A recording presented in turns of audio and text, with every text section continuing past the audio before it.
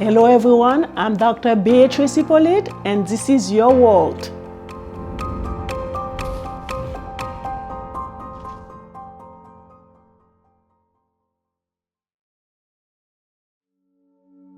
Can change in the brain occur in long-term effect on cognitive abilities, personal regulation, and impulse control? Of course, if you have anything, it's the same.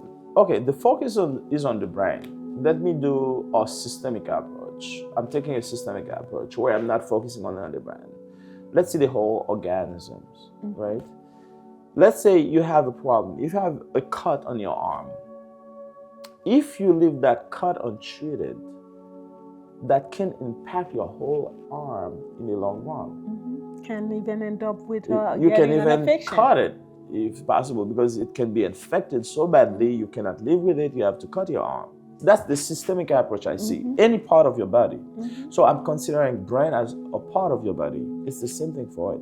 If you have a defect in any part of your brain and that defect is not being held under control, you don't put it under control, you don't try to get this under control, of course, in the long run, that will affect not only your brain, that will affect your whole system, your whole body, your whole organisms. Although we're talking about different parts of our body, but they are all linked to each other. And your brain is a major component of your system, of your body, because all the message, all the signals, they are being sent from your brain to the rest of the body. The answer to your question is, of course, if you have a problem in your brain and it's not being treated, it's not being under control, of course, in the long run, it will impact your whole system, if I may say it like that. Without the head, the body cannot function.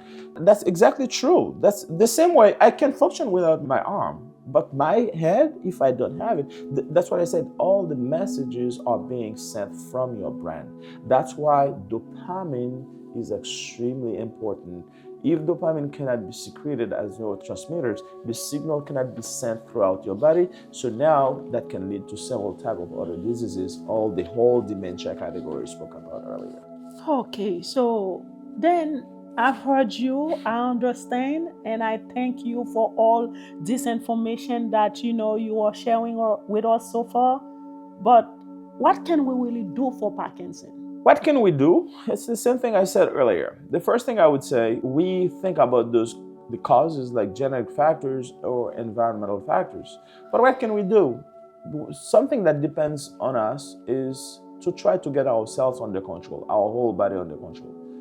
Control what we are eating. I said it, our diet is important, right? And we saw the environmental factors like the chemicals that are being released, and we saw there is a high prevalence depending on where you live. So if you don't want to be prone, as we are aging, of course, we are prone to this kind of defect. But one thing that depends on us, it's where we live. If you live in what we call the Parkinson belt, those people are prone in United States, for instance. If you live in Utah, you live in Colorado, which I'm going there at the end of this month to a conference. So if you live there, you're more prone to Parkinson's disease because of the environmental effect on these regions here. Probably if you have your aging parents, try to go to a place where the environment factors is not as elevated for those people to get Parkinson. You can go to a place, somewhere in New York is not a bad place. A lot of people tend to go to Florida or go to Texas, but the prevalence is very high in those southern states as well because of aging. Because you got a lot of aged people who live there, they retire, they go there. Right, but if you're a young person, you are in the 60s, you think you can live in Florida, you can live in Texas, that's a good place to live because you can see a high prevalence of Parkinson's disease in those states, not among those this age range I spoke about, 60 to 70. That's not it, but it's higher in those who 75 and up because those are the retired people. They go and live there, so it's aging issues, so they are more prone to those diseases. So that's why you see it higher in those states, but it's not because of the environment per se. So you can go and live in a place that is better. Exercise. It's very good because when you're exercising, you're helping your body to get rid of a bunch of non-needed chemicals, right? You help your body to get rid of this. That's good for you. When you're exercising, your muscles, your organs, they function better. So your brain also will function better. So by exercising. Hearing you talking, Dr. Joseph, so I come to conclusion that while there is no cure for Alzheimer, the only thing that people can rely on is ongoing research and advanced treatment. Am I right? You are definitely right because again, we do not sleep. And I think when you say Alzheimer's, you probably were talking about Parkinson's disease. You were referring to Parkinson. We just said Oh, I Alzheimer's. just said Alzheimer. Alzheimer, I yeah. don't know. So Yeah, I think it's Parkinson's disease. Yeah, Parkinson, yes. we are not Thank you. sleeping. It's it's an emerging field. A lot of scientists are working in that field to see, specifically with the Parkinson Foundations. They are raising funds and supporting research in that at this level to see if they can find a cure. Of course, you have some Lidopova, for instance. There are some treatments you can take to help you to feel better. It's not a cure per se, but there are treatments available you can take to help you to feel better with those kind of diseases, to try to stimulate your neuronal cells in this case, so they act directly on those cells to see if they can stimulate the production of dopamine, which is very good. Compared to Alzheimer's disease, how challenging Parkinson can be. If you remember the statistics I gave about Alzheimer, we have more people diagnosed with Alzheimer's than we have with Parkinson's disease. So from there, we would say people diagnosed with Alzheimer's, we would say Alzheimer's is quite challenging, more challenging compared to Parkinson's disease. However, the projection is not in our favor. And we have an aging populations. It's like we have more people who are over 50 than we have younger people. So that means we are prone to have more people diagnosed in the long run with neurodegenerative diseases, including Parkinson's disease. So if we do not try to get everything under control right now, in the long run, it can be very challenging. That is why, again, we do not sleep on that. We don't wait until the problem comes to us. We are proactive. Scientists are proactive. We're trying to see how we can get things under control, including those who are working in the field of Parkinson's disease, trying to get things under control. Although, I'm saying that probably at the end, the research is right now a little bit split on that situation. In what way and why? Yeah. What happened, actually, those who are working on Parkinson's disease, including the Parkinson Foundations, they invest more in scientists who are working on alpha-synuclein, which is this little protein I spoke about earlier, with Lewy body accumulation in the substantia nigra. But it seems like the research is evolving.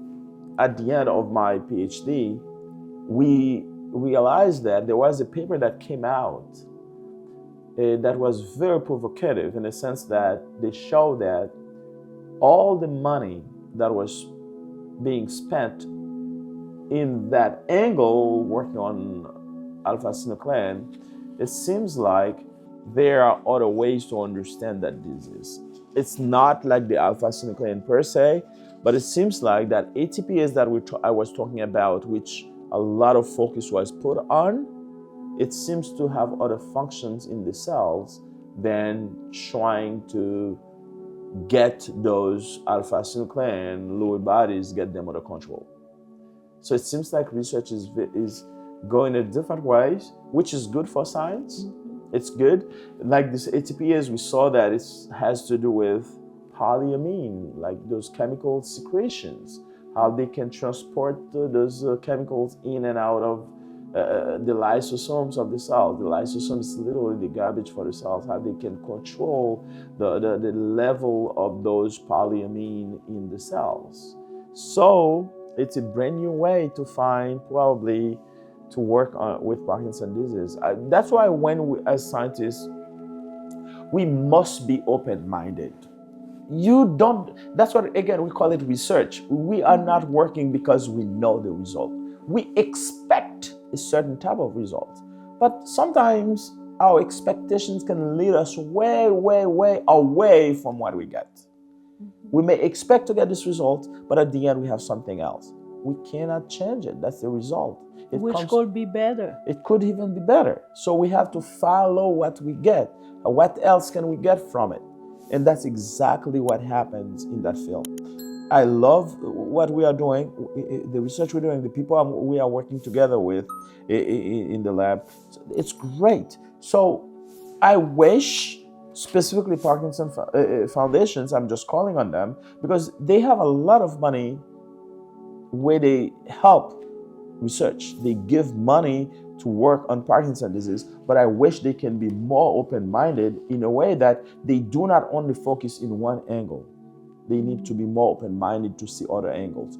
I know if I put a project out there, if I put a grant for a specific project, if it doesn't go in that way, I may not get the grant. When you say other projects, their focus is more on Parkinson or dementia?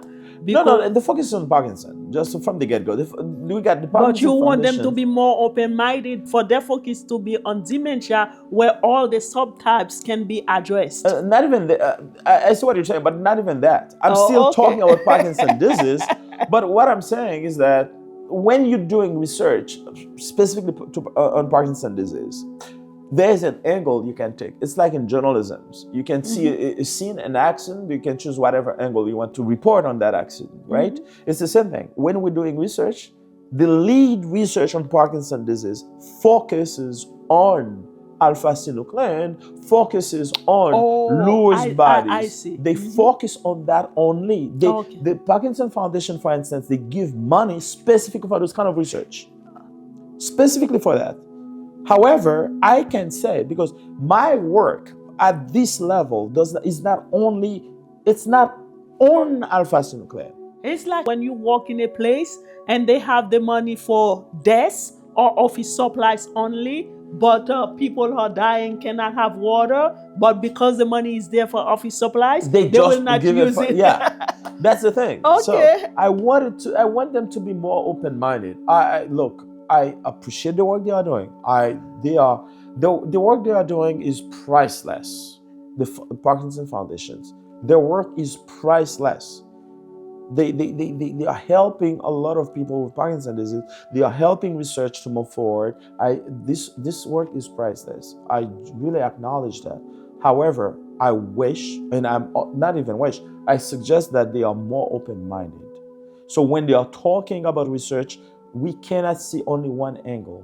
We do not want to see one tree in the forest. Let's see all the trees in the forest. That's how research should be. Yeah, and those are what leads to. And I agree. That's what leads to those Nobel Prizes. I remember Gunther Blobel from Rockefeller. He was my former boss, a mentor, actually. He had this kind of vision. You do not do research in a narrow-minded. You have to open your mind when you're doing research. Exactly. And that's how he got the Nobel Prize. You cannot do research in narrow-minded. Exactly, because that way you will get to more better results, and there are other areas you will be addressed and focused on. In many times, unexpected results is what can lead to the better prize. And I will not be surprised. One of the paper I published, it came from an unexpected result. Yeah, because while you're searching for things, let's say, for example, Dr. Joseph. So let's just pretend like you remember back home, like, when our parents were, ready to cook whatever, rice, beans, or what, they would put the beans or the rice in a tray and ask you to look for little things, that is not that is not rice.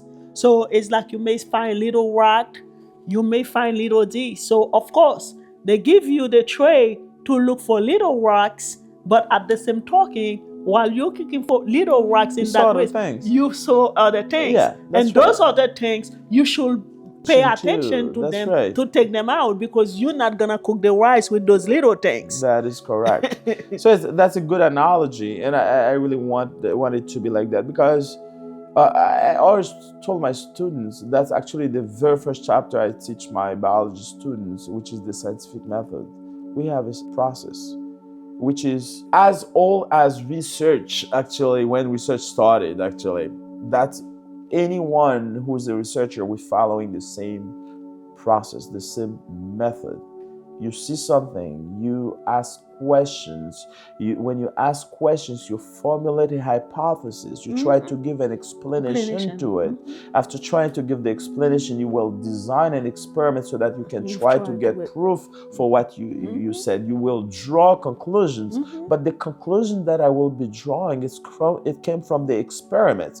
I cannot change that conclusion. I can change my hypothesis, but I cannot change the conclusions. No. It's not feasible. That's right. You need to follow the lead where it brings you. It may not bring me to where you wanted. Yeah, which is my hypothesis. Yeah. It can bring me to a totally different way. But I need to open my mind to say, no, my hypothesis was that I must get this result. No, you cannot get. That's experiment. That's research. No. I always say. And even if the result that you found, will not serve you, and that may serve somebody else, let it be, because at the end of the day, you're not working for you. You're not working that's for my point. You're working you're for not a in the greater course community. For your own. Exactly. That's what it is. That's why I say people must be open-minded. I love this forum now. I enjoy your world because your world gives me space to speak to the world like this, and that's great. Definitely, I enjoy your world because as scientists, look, we have platforms to educate people. I'm not a politician. I'm a scientist. We need to give space for science to evolve. We need to give space to the scientists so that they can speak about how the world is. That's why I said earlier, stay on your lane. Yeah, we have to stay in our lane. Let the politicians deal with the country the way they are managing the country. So let's try to find cure to help people with diseases, how they can cure that disease, Dr. Hyppolite. And things are not good. And it seems like, when you look at the way things are going, you're like, you feel like, hey, society is sinking. It's declining. Things is declining. I don't know. But you know what? I still hope the best is still yet to come. I'll say amen to that. But that is not the end of our show. So my other question, if it is not the last, which one is more, when I say which one, so Alzheimer and Parkinson, which one is more easier to live with? Which one is easier to live with? It depends. It's the lifestyle. You remember when we're... Because I remember last time you said, with Alzheimer, you basically lost. Yeah, it's a memory. Your memory. Yeah, it's a memory loss. But with Parkinson, you don't lose your memory. It's a behavior. It's movement. It's movement, but also it deals with behavior. And dealing with behavior means, like, we tend to call Parkinson as the movement disease, and we just saw it's not only movement, there are non-movement. We have non-movement symptoms that can be as difficult as the movement. And actually, if I can get back to it, when we get the non-movement symptoms, usually they precede the movement symptoms. So you see them even being diagnosed with Parkinson's disease. Those kind of anxiety, those feelings, you start having them even before you get diagnosed with Parkinson's disease. Now, with Alzheimer's, you get to a point where you don't remember anything. You totally under somebody else's care. But with Parkinson's, because it also has movement with it, so if it has to deal with movement, sometimes you cannot carry yourself. You need someone to help you to stand up, to get up. You need someone to be always by your side.